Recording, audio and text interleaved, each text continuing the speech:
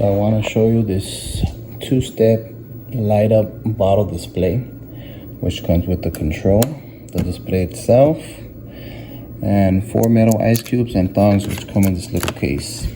And here's the power cords. So this is to the outlet. This part goes connected to here, and this part goes connected to this side. And you gotta scan this to get the app on your phone to control the colors if you don't want to use the remote control.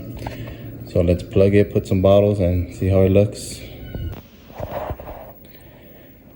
There's somewhat of the setup, but remember, get rid of this plastic here at the bottom of the control. And let's go ahead and try it now.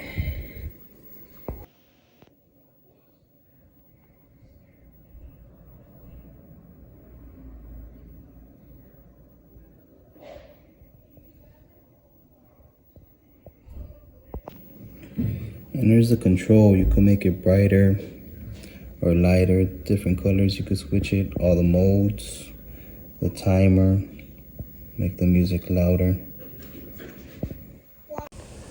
So here's the app, LED lamp. So we'll click on it.